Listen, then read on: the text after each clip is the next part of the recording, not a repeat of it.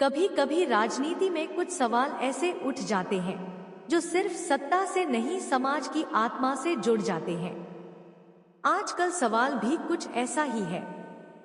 क्या शेखर आजाद रामन बिहार के मुख्यमंत्री बन सकते हैं? और सबसे बड़ा सवाल, क्या कभी बीजेपी और चंद्रशेखर जैसे दो विपरीत ध्रुव एक ही दिशा में चल सकते हैं? यह सवाल सिर्फ चुनावी नहीं, यह एक युग परिवर्तन का संकेत भी हो सकता है। क्योंकि अगर राजनीति को समाज का आईना कहा जाए तो आज का समाज भी बदलाव की एक नई मांग कर रहा है। वह मांग है न्याय की, प्रतिनिधित्व की और असली लोकतंत्र की। चंद्रशेखर आजाद रामन यह नाम सिर्फ एक व्यक्ति का नहीं, एक विचार का प्रतीक बन चुका है। उस विचार का जो कहता है कि अब दबे कुचले लोग सिर्फ वोट बैंक नहीं, नेता भी बनेंगे। यह वही चंद्रशेखर रावण है जिन्होंने भी मामी बनाई, जिन्होंने सड़कों पर उतरकर बताया कि अगर संविधान खतरे में है तो चुप रहना पाप है। और यही सोच अब धीरे धीरे बिहार के युवाओं के दिल में जगह बना रही है। बिहार जो हमेशा से राजनीति का केंद्र रहा है, जहां से कभी जयप्रकाश नारायण जैसे नेता निकले, जिन्होंने पूरे देश में लोकशाही का तूफान खड़ा कर दिया, आज वही बिहार फिर से एक नए नेतृत्व की तलाश में है। अगर हम बिहार की राजनीति की बात करें तो यहाँ जाति और धर्म का समीकरण हर चुनाव में सबसे बड़ा रोल निभाता है। लेकिन पिछले कुछ सालों में युवाओं के अंदर एक नई चेतना जागी है। वह अब सिर्फ जाति या पार्टी देखकर वोट नहीं देते, हाल पूछते हैं कौन हमारा है और कौन हमारे लिए है। और इस सवाल का जवाब उन्हें चंद्रशेखर आजाद रावण में दिखने लगा है। चंद्रशेखर रावण का व्यक्तित्व युवाओं को आकर्षित करता है क्योंकि वो सिर्फ भाषण नहीं देते, को मैदान में उतरते हैं। वो गरीब के घर जाते हैं, वह दलित के अधिकार के लिए जेल जाते हैं और जब बाहर निकलते हैं तो और ज्यादा मजबूत बनकर निकलते हैं। यही वजह है कि बिहार के बहुजन युवा अब कह रहे हैं, हमें एक ऐसा नेता चाहिए जो हम जैसा हो, हमारी भाषा बोले, हमारे दर्द को समझे। अब सवाल उठता है कि क्या चंद्रशेखर रावण सच में बिहार के मुख्यमंत्री बन सकते हैं? तो इसका जवाब सरल नहीं है, लेकिन असंभव भी नहीं। बिहार में दलित, मुस्लिम, पिछड़ा और अल्पसंख्यक समाज मिलकर लगभग 70-80% जनसंख्या रखते हैं।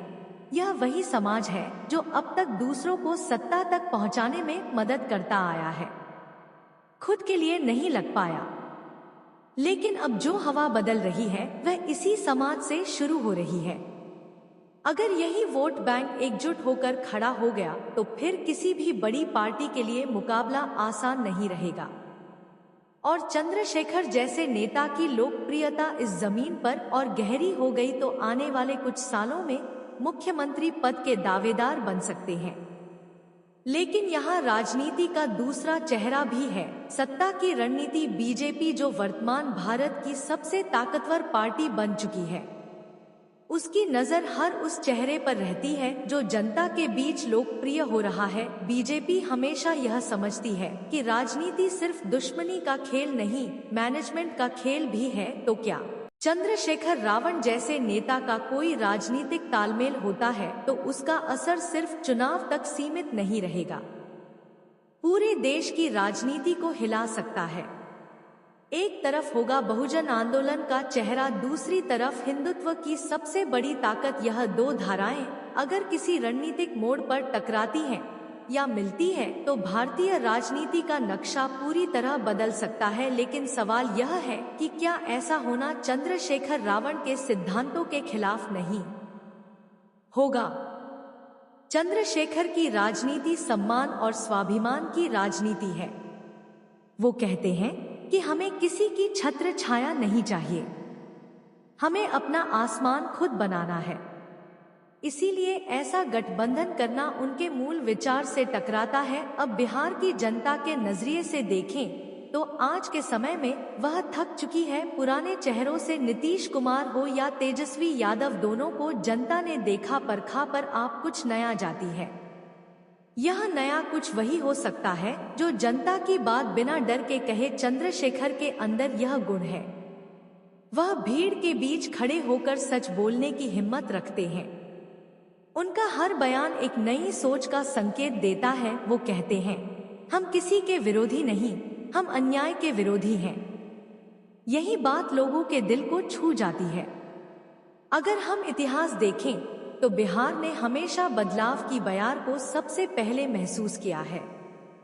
70 के दशक में जयप्रकाश आंदोलन यहीं से शुरू हुआ। लालू यादव का उभार भी यहीं से हुआ जब उन्होंने पिछड़ों को सत्ता में प्रतिनिधित्व दिलाया। अब शायद तीसरी लहर का समय आ गया है, बहुजनों और युवाओं की लहर, और इस लहर के सबसे आगे चंद्रशेखर आजाद रावण दिख रहे हैं। वो नेता जो किसी के बनाए हुए रास्ते पर नहीं चलता, वह खुद रास्ता बनाता है। अब बात करते हैं उस संभावना की जो सबसे दिलचस्प है। क्या चंद्रशेखर बिहार के मुख्यमंत्री बन सकते हैं? राजनीति सिर्फ जनसंख्या का खेल नहीं, भावनाओं का भी खेल है। बिहार के लोगों के दिल में जो नाराजगी और असंतोष है, अगर उसे सही दिशा मिल जाए तो कोई भी बड़ा बदलाव मुमकिन है।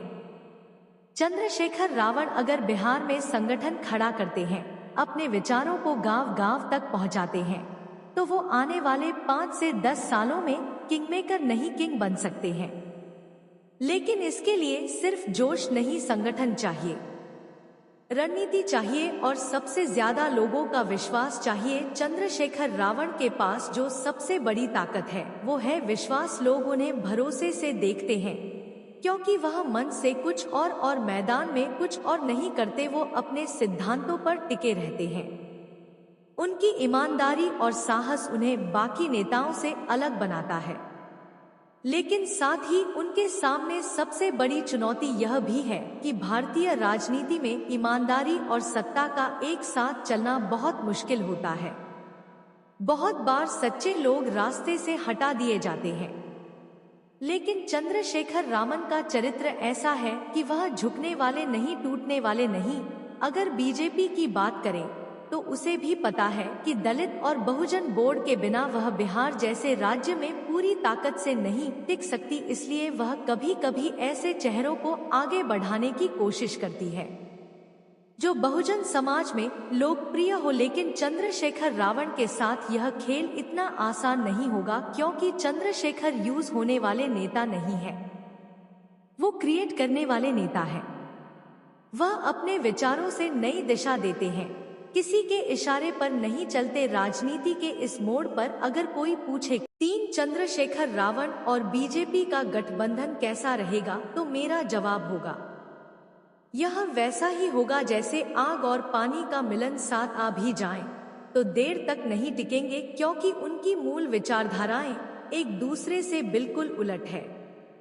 चंद्रशेखर रावण का अस्तित्व ही इसलिए है कि वो अत्याचार के खिलाफ खड़े हों, और बीजेपी की राजनीति जिस तरह से धर्म और राष्ट्रवाद के नाम पर सत्ता की राजनीति करती है, वह चंद्रशेखर की दृष्टि में समाज को बांटने का काम है। इसलिए यह गठबंधन संभव तो है, टिकाऊ नहीं। अब अगर ये सवाल किया जाए कि क्या चंद्रशेखर आजाद रावण को मुख्यमंत्री बनना चाहिए, तो इसका जवाब इस बात पर निर्भर करेगा कि वो सत्ता को किस रूप में देखते हैं। अगर सत्ता उनके लिए साधन है समाज परिवर्तन का, तो वहां उन्हें मुख्यमंत्री बनना चाहिए, क्योंकि मुख्यमंत्री बनकर वो सब कर सकते हैं जो अभी तक सिर्फ मांगों में रहा है। शिक्षा, आरक्षण, सम्मान, सुरक्षा और संवैधानिक अधिकारों की गारंटी। लेकिन अगर सत्ता सिर्फ पद पाने का साधन बन जाए तो चंद्रशेखर रावण के मिशन का अर्थ खो जाएगा। इसलिए उन्हें वही रहना होगा जो वो है, जनता के नेता, जो सत्ताधारियों की आंखों में आंख डालकर बात कर सके। आज बिहार, यूपी और पूरे भारत के युवा एक ऐसे समय में हैं जहां उन्हें लगता है कि कोई उन्हें सच नहीं बताता। मीडिया बिक चुका है, नेता सिर्फ चुनाव के समय आते हैं। ऐसे में चंद्रशेखर रावण जैसे चेहरों का आना उम्मीद जगाता है। वो कहते हैं, हम यहाँ किसी को गिराने नहीं, व्यवस्था बदलने आए हैं। यही सोच उन्हें बाकी सब से अलग बनाती है। बिहार के लोग बहुत समझदार हैं। वो जानते हैं कि जो उन्हें बार बार दे देता है और निभाता नहीं, वो उनका नहीं, वह वैसा नेता चाहते हैं जो उनके बीच का हो, जो उनके दर्द को अपनी आंखों से देख चुका हूं। और रामन वही चेहरा है जो खुद संघर्ष से निकले हैं, जिसने गरीबी देखी है, भेदभाव झेला है और फिर भी मुस्कुरा कर खड़ा रहा है। यही चरित्र उन्हें जनता से जोड़ता है। इसलिए अगर पूछा जाए कि क्या चंद्रशेखर आजाद बिहार के मुख्यमंत्री बन सकते हैं, तो मैं कहूंगा हाँ, लेकिन जब जनता तैयार होगी, जब समाज समझ जाएगा कि असली आजादी सिर्फ वोट डालने में नहीं, सोच बदलने में है, उस दिन बिहार में चंद्रशेखर जैसे नेता सिर्फ चुनाव नहीं जीतेंगे, वो इतिहास लिखेंगे। और बीजेपी के साथ उनका रिश्ता कैसा रहेगा, तो इसका जवाब खुद रावण के शब्दों में मिलेगा। हम किसी के खिलाफ नहीं और अन्याय के खिलाफ जरूर है। अगर बीजेपी या कोई भी पार्टी संविधान, समानता और न्याय के सिद्धांतों पर खड़ी होती है, तो चंद्रशेखर रावण उससे विरोध नहीं करेंगे। लेकिन अगर कोई इन सिद्धांतों को तोड़ने की कोशिश करेगा, तो चंद्रशेखर रावण वही होंगे जो हमेशा रहे हैं। आवाज, प्रतिरोध और उम्मीद। अंत में एक बात याद रखनी चाहिए, राजनीति में चेहरा बदल सकता है पर विचार नहीं। और चंद्रशेखर आजाद रावण एक विचार है। उस विचार का नाम है समानता। हो चाहे मुख्यमंत्री बने या न बने, वो आने वाले समय की राजनीति की दिशा जरूर तय करेंगे। और शायद यही उनका असली मकसद भी है, सत्ता नहीं, समाज का उद्धार। तो वहाँ सवाल अब भी वही है, क्या चंद्रशेखर आजाद बिहार के मुख्यमंत्री बनेंगे? इसका जवाब सिर्फ समय देगा। लेकिन इतना तय है कि अगर वो नहीं भी बने, तो बिहार में हर गरीब, हर दलित बहुजन के दिल में वह पहले से ही मुख्यमंत्री बन चुके हैं। और जब किसी नेता को जनता दिल से स्वीकार कर लेती है, तो कुर्सी खुद चलकर उसके पास आती है।